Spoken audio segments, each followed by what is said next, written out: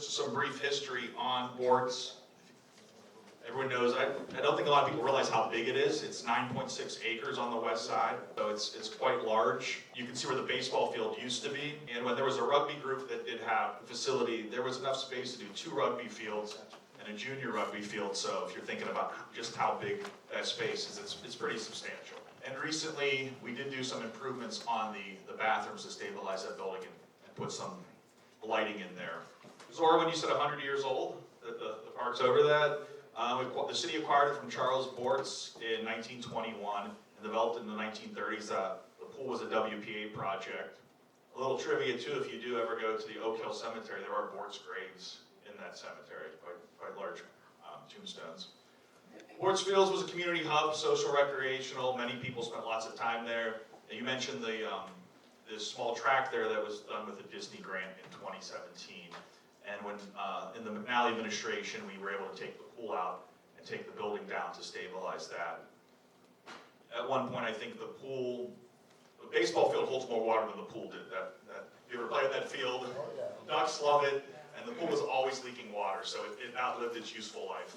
So folks we did a mailing to get people here that are in the neighborhood that live closest to Borts to really see what they want to see because it impacts their life the most.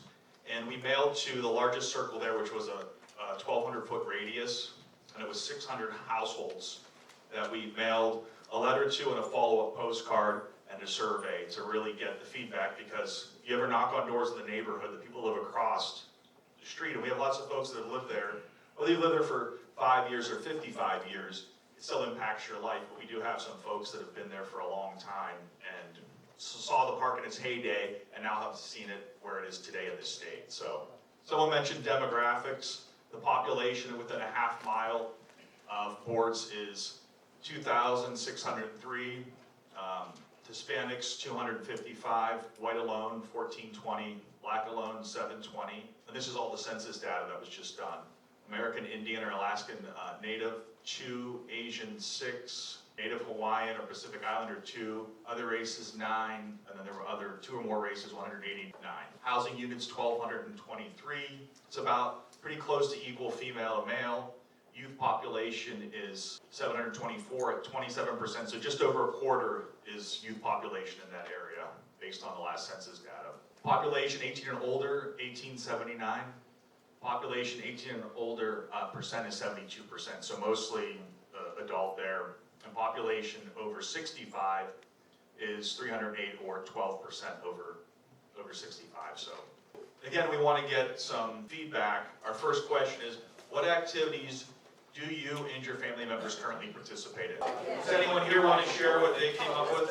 How about this table over here? We have here BMX, skateboarding, cycling, walking, running, and inline skating. And I don't think it's much to ask that we can all have something that we like to do in one spot.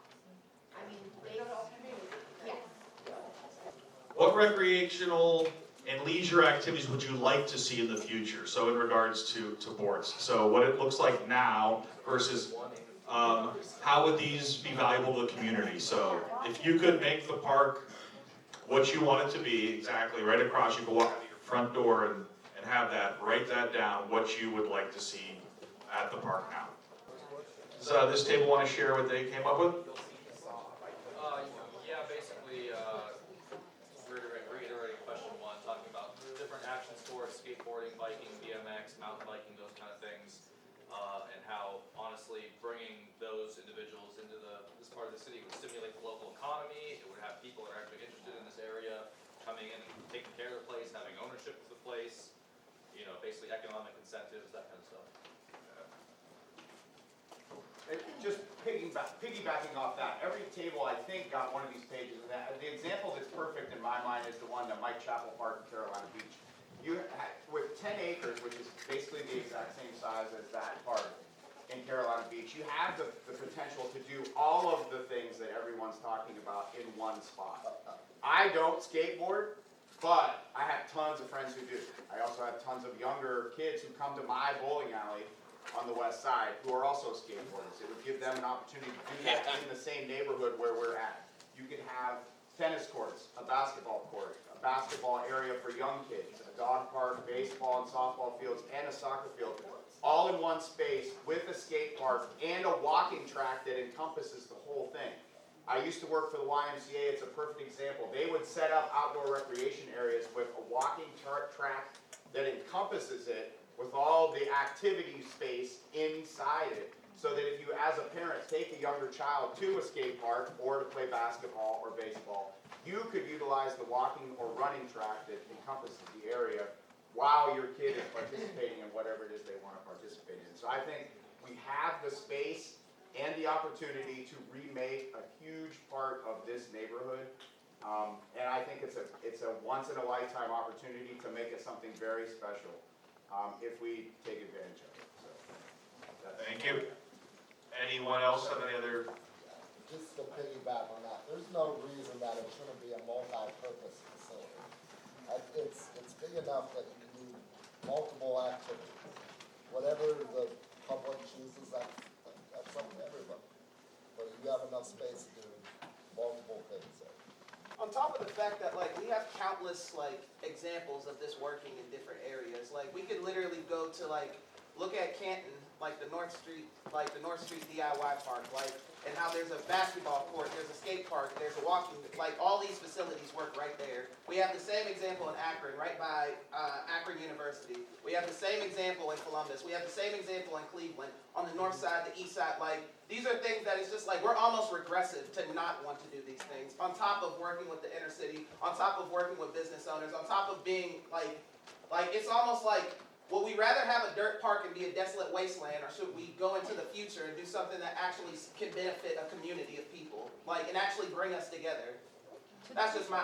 Okay, and I appreciate your passion, Facts. but we do have other things to take into consideration when planning this. No, And exactly. that's why we are looking at the whole system and what makes sense and what we can maintain and we have the funds to do. We don't have a blank checkbook. And we do have to do things that make sense for the community. So I appreciate the passion, but we do have to take all these things back and analyze them and see what makes sense and what we can live with. No, exactly, and that's also why they make programs to do those things too, because it's just like, in the end goal, it should be a betterment of the community, rather than like, oh, I want this, I want that, oh, I want this, I want that. It should be, how do we build a future for kids, like. Yes, that's what I agree with you, but we also need to keep in mind that this is just not, if everyone votes for something that on popularity, something gets executed. Sure. Unfortunately, we don't have that, it's not how the system works, to be honest.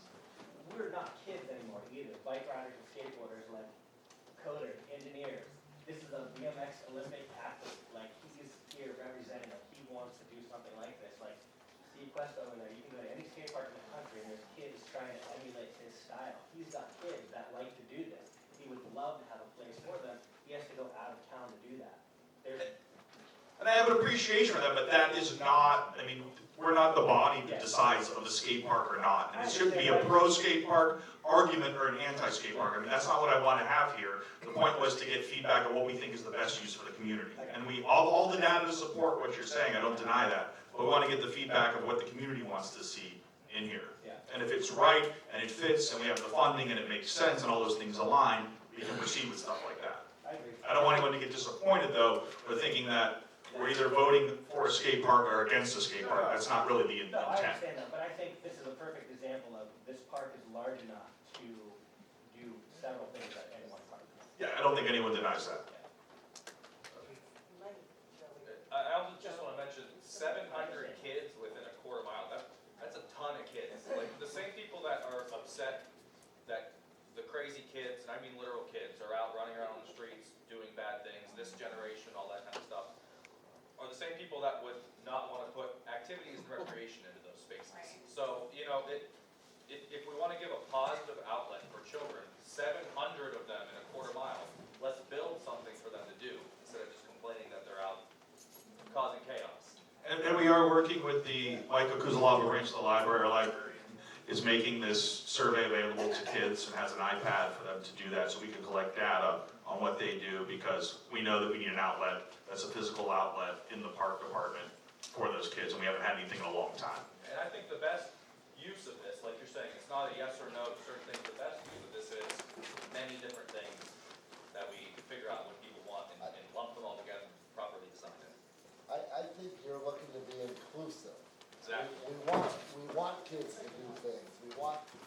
people in the facility, you want people in the park, you want activity, We want community. yeah. Yeah. We want people to come back to Youngstown too. We want young people to come back and bring their kids here, that this, park is for small, young, old, for everybody. Yep, I think we can do something that works, that we need to find that sweet spot. If we'll move to, and good conversation, thank you, I just want to make sure we're not, setting the tone and not making, disappointing anyone for what they might think we're gonna do. If we can go to question 3, what are your biggest concerns with Borts Field currently? And you may have written those on the complaint form, but examples include safety, lighting, parking, noise, accessibility. One of the issues I know with anything that we do, we're gonna have to put parking in. We do have parking by the pool, but do we add parking where the tennis courts used to be on the other side, where the bathrooms are? We have a bathroom facility there that needs to be refurbished, but that's gonna have to encompass that, and how do we do that? Because those side streets really don't support that. It was, folks used to primarily walk there, so that's a consideration. Parking is expensive to put in, but we do have a lot we can resurface, so. Just some, and I don't think I covered this, generally that, the ARPA funds, the American Rescue Plan funds that the city did receive, we received roughly 82 million. And city council, did surveys throughout 2021 and that summer to see what the community wanted. So they did all this engaged and talking, and then city council took that data and allocated it based on the categories. And park and rec was a big thing, so we allocated an amount of funding there. And we did an analysis of all the city parks and inventory of what they had. Borts obviously doesn't really have any features except an overgrown walking trail. And the allocation was done that Borts would receive $500,000 of that funding. So that's the base that we have, and that intention was to, from that $500,000, restore it to a basic park that you would see across the city with basic features like swing sets and slides and that kind of stuff, and then go from there. So we also have an allocation of $2 million per ward that each council person has at a discretion to spend how they see fit. So the idea was to put additional funds into this project, whether it's another $300,000-400,000. We could have roughly playing with close to $750,000 for this project, which things are expensive, construction's expensive, we know it won't get what it once got, but this is a once-in-a-lifetime opportunity for us to do something there, so that's what we're looking at from the funding side of that. And there was a concern too, some folks asked about use or parks, and we can get that data. I'm not a planner, we do have some people with planning degrees in the room though.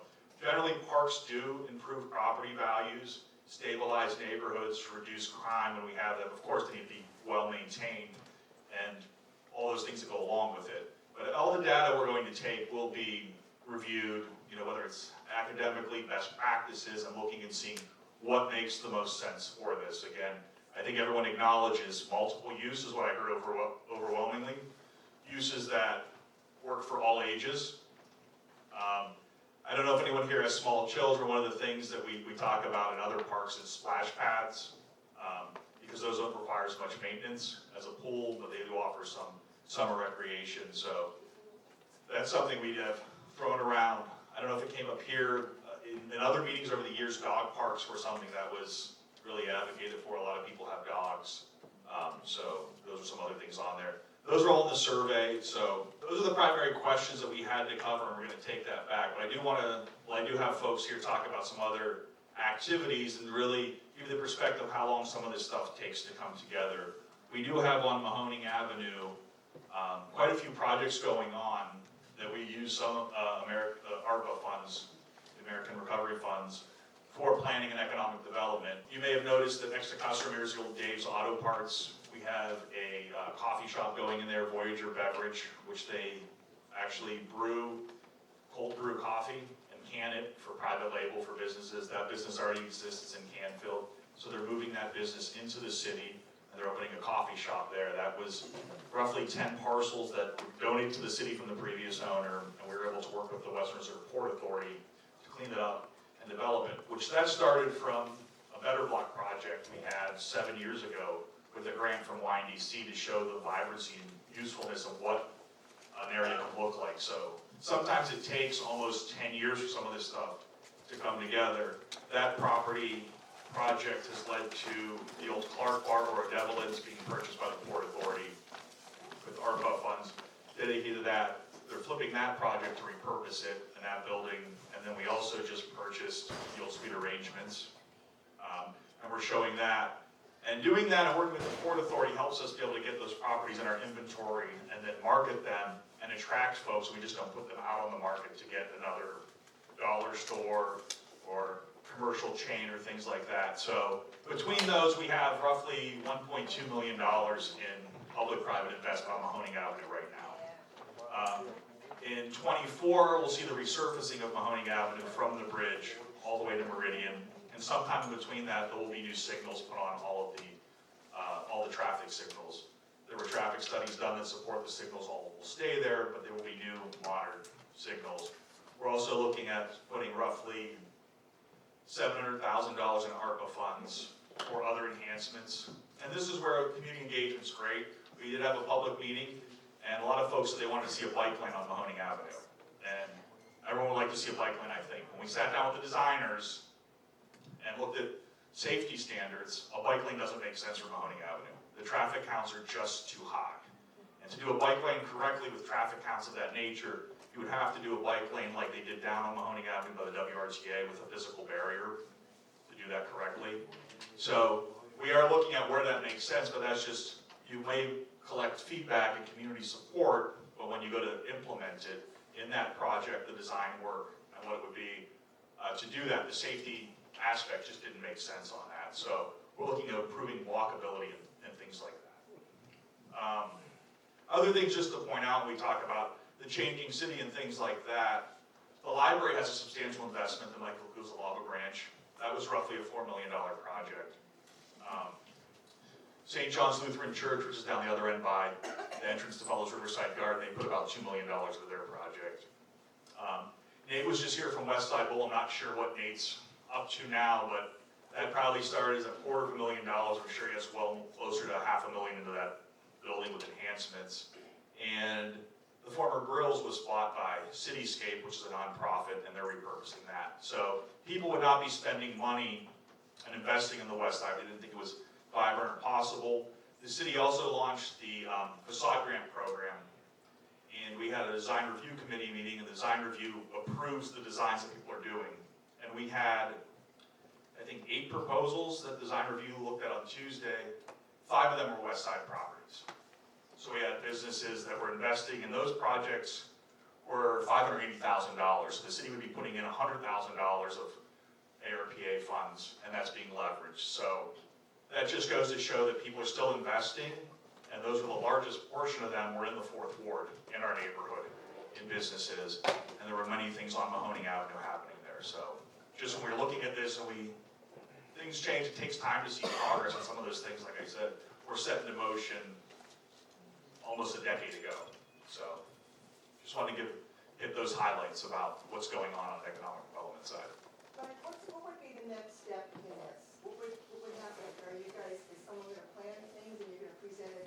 Yeah, we probably will have, I'd like to have another follow-up meeting. I think it makes sense to take all the data in and really look at it, and then sit back and talk to the park and see what the park can do, what resources. You know, I'm glad you were here to voice your concerns. I hope you write those things down. I met with Clement when we were preparing yesterday, and I said, you're gonna get complaints. We know that we wanna make sure we're collecting positive data. And I know, I'm not gonna dismiss any of your complaints. I know they're real.